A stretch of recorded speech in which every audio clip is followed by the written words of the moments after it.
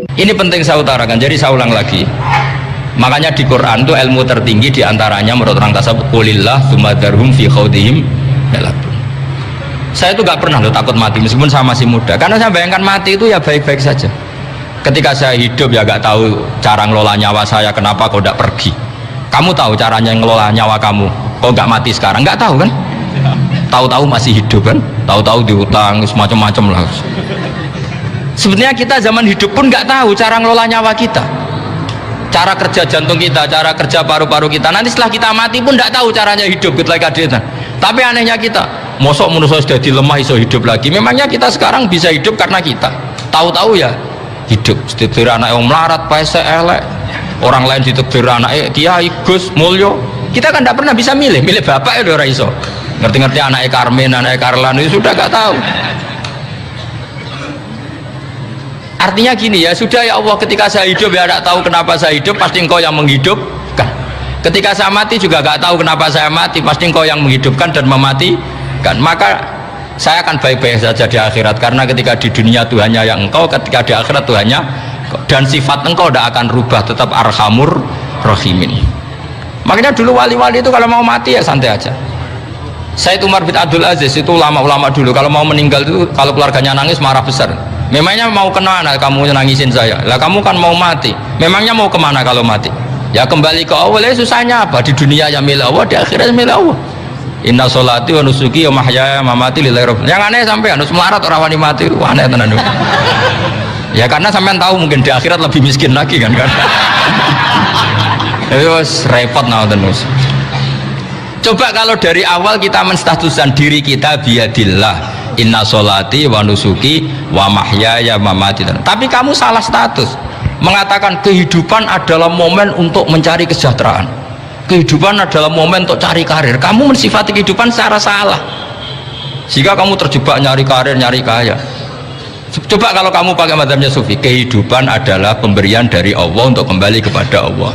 Kematian ya seperti itu, akhirnya ya santai saja. Inna sholati wa nusuki wa mahyaya wa mamati lillahi rabbil alamin. Istri juga gitu. Saya itu tidak sombong, saya itu mulai nikah sampai sekarang itu hampir gak pernah tukaran sama istri. Sampai istri saya itu sering bilang gini, Gus sekali-kali kalau saya ngamuk itu diwales, dilawan supaya saya punya musuh katanya. Betul ya?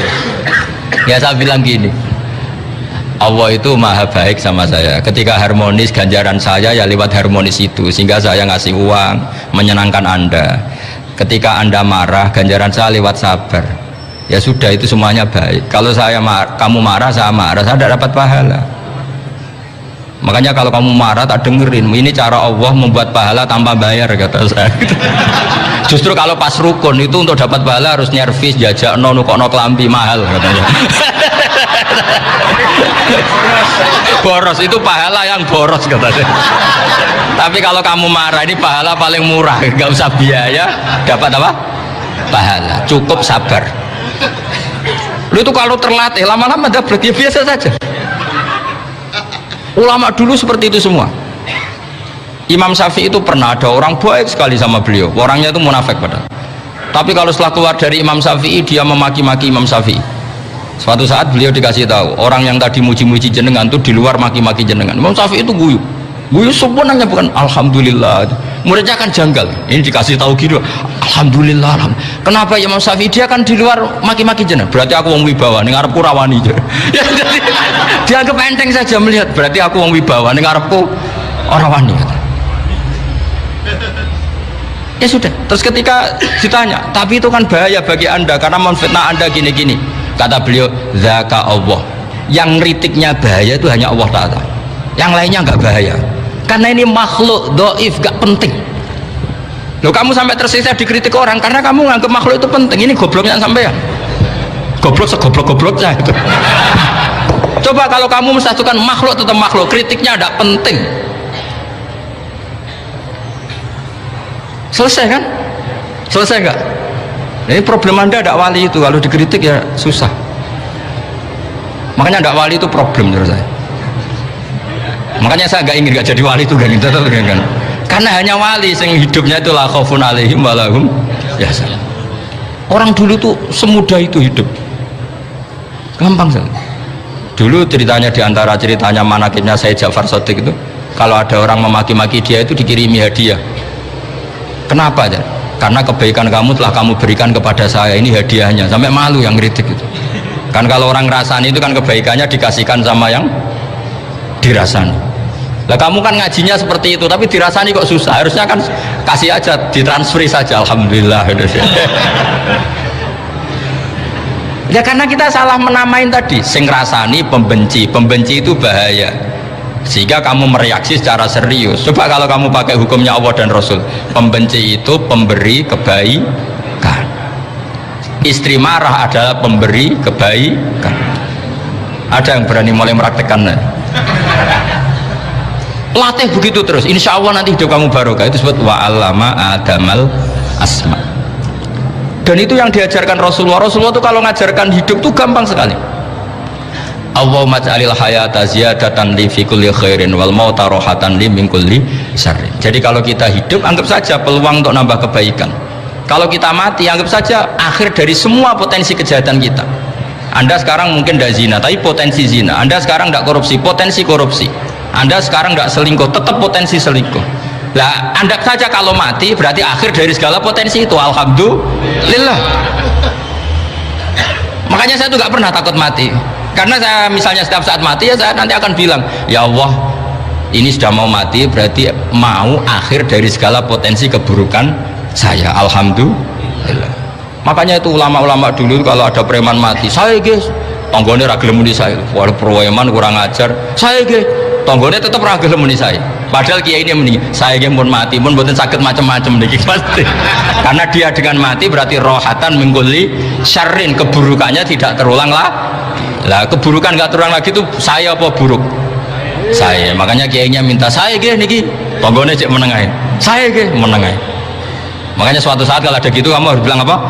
Saya pun buatan jahat malih pun mati. Jadi kayak apa coba? Coba sekali-kali statuskan kalau al-hayat adalah ziyadatan lana fi kulli khairin, al-maut adalah rohatan lana min kulli syarrin. Sehingga kita hidup ya happy, mati juga happy, gak masalah. Terus kayak misalnya mendingin, tapi anak bojoku piye? Memangnya selama hidup anak bojo bahagia? Ketok ya tambah musibah ya coba. Malah sombong lagi kamu, seakan-akan kamu Tuhan yang bisa mensejahterakan manusia. Wong isih urip bojomu wis ndonga muga-muga nang mati malah. Karena gak jelas. Dan ini penting, ini saya utarakan. Jadi ini saya cicil juz 1 wa 'allama adamal asma. Makanya kata Rasulullah, ala ta'jabuna kaifa yusrifu wa annisat ma quraisin wa dhamma. Ini penting, nama itu penting. Karena sekali nama ini salah, coba misalnya orang sepakat darani Fir'aun itu wujida ba'da alam yakun. Fir'aun itu ada yang dulu-dulunya tidak ada. Hal ata alal insani hinum minad dahri lam yakun syai'am madhkur. Coba kalau kamu melihat sekarang kamu hidup itu apa? Untuk sujud. Sujud itu murah, gampang. Untuk mengenal Allah, Allah itu gampang kita kenal. Karena Allah itu adzaru minadz dzahir. Adzaru dzahir itu Allah, zat yang begitu jelas. Lah mati itu mau apa?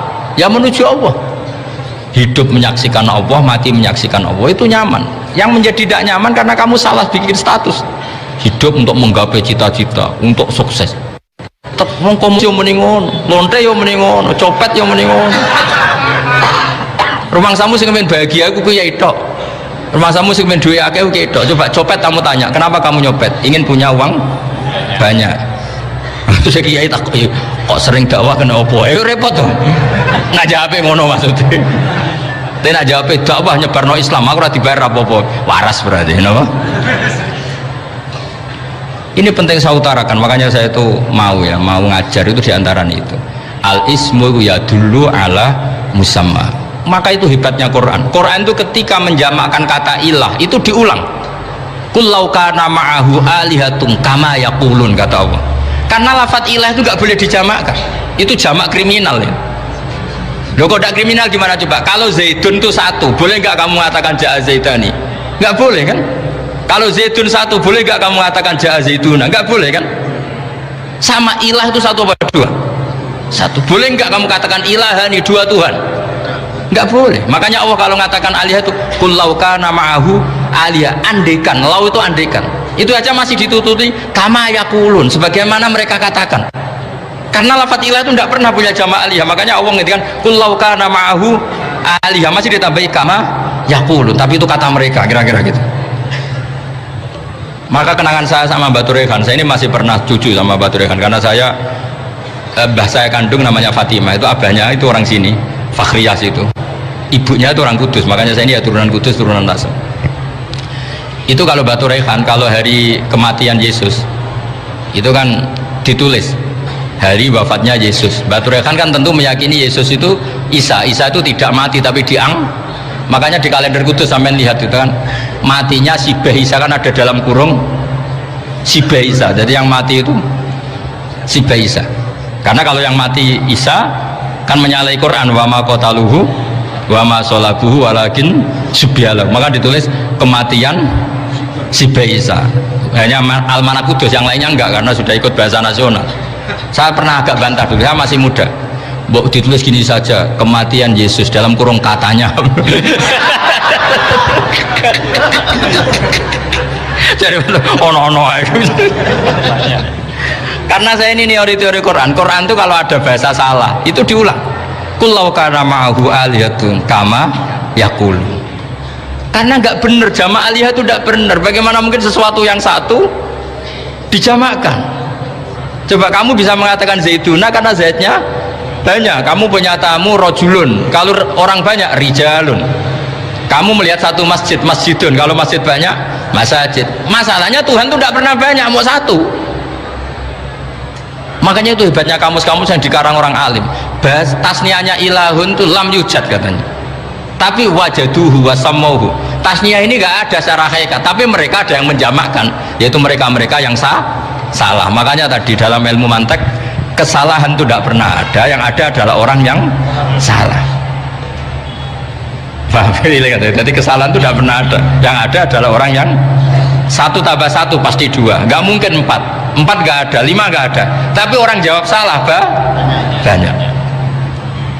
Nah, itu namanya ilmu ya. Makanya yang namanya ismu itu mesti ya dulu ala musamma. Andai kan orang mengatakan Lata Uzza ini batu yang dipahat oleh si A, dulu pesennya di Muntilan, batunya dari Mojokerto, dulu pas bikin tangannya protol terus disemen, dilakban.